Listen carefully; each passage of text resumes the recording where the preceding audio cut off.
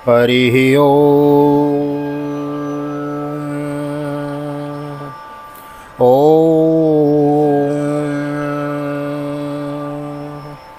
जय श्री राधे, जय श्री कृष्ण। आप सभी को हृदय से प्यार भरी राधे राधे। और कैसे हैं आप सब? आशा करते हैं ठाकुर श्री राधा माधव की कृपा से आप सब कुशल मंगल होंगे और भगवान की भक्ति में लीन होंगे। मैं राधेश्याम वशिष्ठ आप सभी को ले चलता हूँ आज की एकादशी की पावन कथा प्रसंग की ओर। आज है आश्विन मास की कृष्ण पक्ष की एकादशी, जिसका नाम है इंदिरा एकादशी।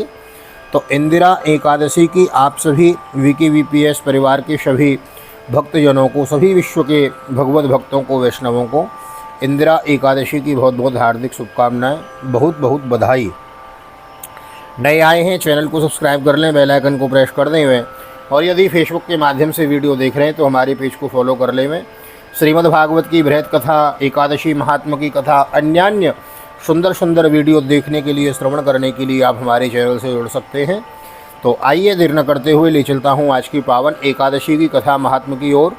सर्वप्रथम कमेंट में लिख देंगे, बोलो एकादशी महोत्सव की जय। एक बार की बात है, धर्मराज युधिष्ठिर बोले कि हे भगवान, अब आप कृपा पूर्वक आश्विन मास की कृष्ण पक्ष की एकादशी की कथा को कहिए। इस एकादशी का नाम क्या है तथा इस एकादशी के व्रत करने से कौन से फल मिलते हैं, यह सब समझाकर कहिए। इस पर श्री कृष्ण भगवान बोले कि हे राजन, आश्विन मास के कृष्ण पक्ष की एकादशी का नाम है इंदिरा एकादशी।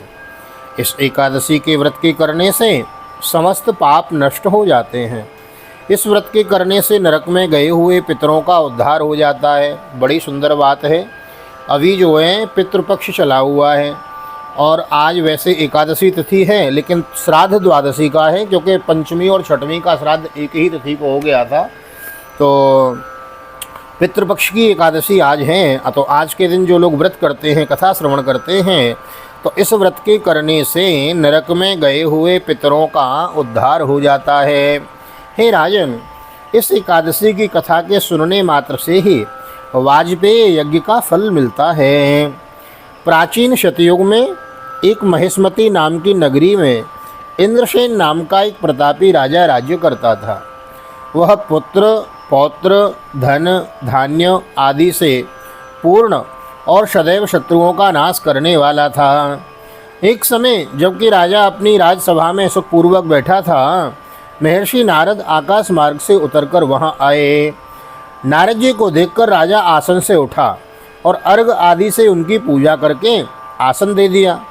महर्षि नारद बोले कि हे राजन, आपके राज्य में सब कुशल से तो हैं ना?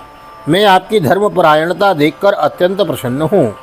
तब राजा बोला, हे महर्षि, मैं आपकी कृपा से मेरे राज्य में सब कुशल पूर्वक हैं तथा आपकी कृपा से मेरे समस्त यज्ञ कर्म आदि सफल हो गए हैं। हे देव, अब आपकी क्या आज्ञा है? इस पर नारद जी बोले, हे राजन, मुझे एक महान आश्चर्य हो रहा है कि एक समय जब मैं ब्रह्मलोक में यमलोक गया था, उस समय यमराज की सभा के मध्य में तुम्हारे पिता को बैठे देखा। तुम्हारा पिता महान ज्ञानी, दानी तथा धर्मात्मा था। वह एकादशी के व्रत के बिगड़ जाने से यमलोक को गया है। तुम्हारे पिता ने मुझसे तुम्हारे लिए एक समाचार भेजा है कि आप मेरे पुत्र के पास जाएं। तो मेरे पुत्र का नाम इंद्रसेन है, जो कि महेशमती नाम की नगरी में राज्य करता है। मुझे किसी पूर्व जन्म के बुरे कर्म के कारण ही यह लोक मिला है। यदि मेरा पुत्र इंद्रसेन आश्विन मास के कृष्ण पक्ष की इंदिरा एकादशी, जो कि आज है, उस एकादशी का व्रत करे और उस व्रत के फल को मुझे दे दे, तो मेरी मुक्ति हो जाएगी। इस लोक से छूटकर स्वर्गलोक में वास करूंगा फिर मैं। जब राजा ने महर्षि नारद जी से पिता के ऐसे दुखपूर्ण वाक्यों को सुना तो उसे महान दुख हुआ और इंदिरा एकादशी के व्रत की विधि पूछने लगा कि हे नारद जी, अब आप मुझे इस एकादशी के व्रत की विधि बतलाइए।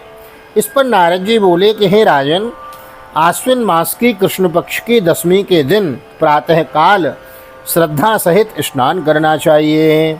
इसके पश्चात दोपहर को भी स्नान करना चाहिए। उस समय जल से निकलकर श्रद्धापूर्वक पितरों का श्राद्ध करें और उस दिन एक समय भोजन करें और रात्रि को पृथ्वी पर शयन करें। इसके दूसरे दिन अर्थात एकादशी के दिन प्रातःकाल दातुन करें और स्नान करें। उसके पश्चात भक्तिपूर्वक व्रत को धारण करें और कहना चाहिए कि मैं आज निराहार रहूँगा और समस्त भोगों का त्याग दूंगा। इसके पश्चात कल भोजन करूंगा। हे भगवान, आप मेरी रक्षा करने वाले हैं, आप मेरे व्रत को संपूर्ण कराइए। इस प्रकार आचरण करके दोपहर को शालिग्राम जी की मूर्ति को स्थापित करें और उत्तम ब्राह्मण को बुलाकर भोजन करावें और दक्षिणा देवें। महाराज, पितृपक्ष चल रहा है। यदि आपको अपने पूर्वजों की तिथि याद है तो उस तिथि के दिन जो भी आपके समीप ब्राह्मण हो, मंदिर में, देवालय में, शिवालय में, उन ब्राह्मण देवता को बुलावें, उनका पूजन करें, उनको भोजन करावें, यथोचित दक्षिणा प्रदान करें। अभी पितृपक्ष चल रहा है और पितृपक्ष में हमारे पितर धरती पे घूमते रहते हैं, देखते रहते हैं हमारे बालक क्या कर रहे हैं, हमारे लिए कुछ कर रहे हैं कि नहीं। तो यदि हम अपने पितरों के लिए पिंडा, पानी, जल दान करते हैं, ब्राह्मण भोज कराते हैं, उससे हमारे पितर अत्यंत प्रसन्न होते हैं। तो पितृपक्ष चल रहा है। यदि आपके पूर्वजों की तिथि आपको स्मरण है, याद है, उस तिथि को ब्राह्मण भोज जरूर करावें। अच्छा, ऐसा भी होता है कि हमारा तिथि याद नहीं है हमें, हमारे माता पिता किस तिथि को गए, बाबा दादी किस तिथि को गए, हमें याद नहीं है, तो क्या करें? तो बोले भाई, जो पितृमावस्या आती है ना, अभी देखो 2 अक्टूबर को है पितृमावस्या, तो उस दिन ज्ञात अज्ञात जितने भी हमारे पूर्वज होते हैं ना, उनके नाम से पिंडदान अवश्य करना चाहिए, जलदान अवश्य करना चाहिए और ब्राह्मण भोज अवश्य करावें। ब्राह्मण भोजन कराने से सीधा डायरेक्ट हमारे पूर्वजों को वह जलदान, पिंडदान आदि भोजन प्राप्त होता है। तो वही बात यहाँ लिखी है, आप मेरे व्रत को संपूर्ण कराइए। इस प्रकार आचरण करके दोपहर को शालिग्राम जी की मूर्ति को स्थापित करें और उत्तम ब्राह्मण को बुलाकर भोजन करावें और दक्षिणा देवें। यदि आपके यहाँ कोई ब्राह्मण आवे, आप उसे भोजन कराते हैं, दक्षिणा देते हैं, प्लीज़ ये न समझें कि हमने इसे दिया है, हमने इसे बुलाया है, अपितु यह समझना चाहिए कि देव योग से आज भगवान ही ब्राह्मण के रूप में हमारे यहाँ पधारे हैं और हमसे अपनी सेवा लेकर गए हैं। ब्राह्मण कौन हैं? बोले ब्राह्मण महीसुर हैं, पृथ्वी पर चलते फिरते देवता हैं। तुलसीदास बाबा रामचरितमानस में कहते हैं, बंदौ प्रथम महीसुर चरणा। तो पहले ही ब्राह्मणों की वंदना की गई है। ब्राह्मणोष्य मुखमासीद, श्रीमद् भगवत की कथा में भी आता है। अभी चतुर्थ स्कंद की कथा गई है, पंचम स्कंद चला। चतुर्थ स्कंद में भगवान कहते हैं कि 2 मेरे मुख हैं, एक है अग्नि और दूसरा है ब्राह्मण का मुख, दोनों से मैं पाता हूँ। तो इतना प्रसन्न में अग्नि में चरु की स्वाहा की आहुति से नहीं होता, जितना प्रसन्न किसी ब्राह्मण के मुख में यदि घी का चुचवाता हुआ मालपुआ दे दो और ब्राह्मण पेट पे हाथ फिरा के कहे आहा, उससे मैं शीघ्र प्रसन्न होता हूँ, मानो डायरेक्ट मुझको ही वह भोग मिल रहा है। तो महाराज, उत्तम ब्राह्मण को बुलाकर भोजन अवश्य करावें और उसे यथोचित दक्षिणा प्रदान करें। भोजन में से कुछ हिस्से को गौ को दे दें और विष्णु भगवान की धूप, दीप, नैवेद्य आदि से पूजा करें और रात्रि को जागरण करें। इसके उपरांत द्वादशी के दिन मौन होकर बंधु बांधवों सहित भोजन करें। हे राजन, यह इंदिरा एकादशी के व्रत की विधि है। हे राजन, यदि तुम आलस्य रहित होकर इस एकादशी के व्रत को करोगे तो तुम्हारे पिताजी अवश्य ही स्वर्ग में जाएंगे। महर्षि नारद राजा को सब उपदेश देकर अंतर्ध्यान हो गए। राजा ने इंदिरा एकादशी के आने पर उसका विधिवत व्रत किया। बंधु बांधव सहित इस व्रत के करने से आकाश से पुष्पों की वर्षा हुई और राजा का पिता एकादशी के प्रभाव से इस लोक में सुख भोग कर अंत में स्वर्ग लोक को चला गया। तो महाराज, भगवान की भक्ति और एकादशी की व्रत की कथा, एकादशी व्रत और ये सब जो नियम हैं, दीपदान है, जीव सेवा है, जल जंतुओं की सेवा है, यह सेवा अवश्य करनी चाहिए। साक्षात विश्व ही तो भगवान हैं। जब हम जीव जंतुओं की, चींटियों की और महाराज गिलहरियों की, बानरों की सेवा करते हैं तो डायरेक्ट भगवान को प्राप्त होता है। श्री कृष्ण भगवान कहने लगे, धर्मराज युधिष्ठिर, यह मैंने तुम्हारे सामने इंदिरा एकादशी का महात्म वर्णन किया है। इस कथा के पढ़ने व सुनने मात्र से ही समस्त पाप नष्ट हो जाते हैं और मनुष्य अंत में स्वर्गलोक में जाकर वास करता है। तो देखो, हम कह रहे हैं, आप सुन रहे हैं।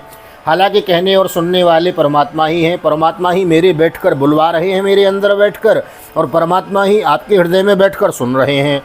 अपितु यह वर्णन है कि जो इसको सुनता और कहता है उसके पाप नष्ट हो जाते हैं। तो महाराज, हम कह रहे हैं, आप सुन रहे हैं, तो हमारे आपके पाप तो नष्ट हो चुके हैं। भगवान के धाम की हमें तो प्राप्ति हो ही जाएगी, लेकिन जो हमारे प्रिय हैं, जो हमारे बंधु बांधव हैं, पुत्र हैं, बुजुर्ग हैं, उनको अवश्य सुनाएं ताकि उनकी भी मुक्ति का मार्ग प्रशस्त हो सके। ऐसी मेरी प्रार्थना आप सभी से। VKVPS परिवार के सभी सदस्यों को एकादशी महात्म की कथा का पूर्ण फल मिले। सर्वे भवन्तु सुखिनः, सर्वे सन्तु निरामया, सर्वे भद्राणि पश्यन्तु, मा कश्चित् दुःख भाग् भवेत्।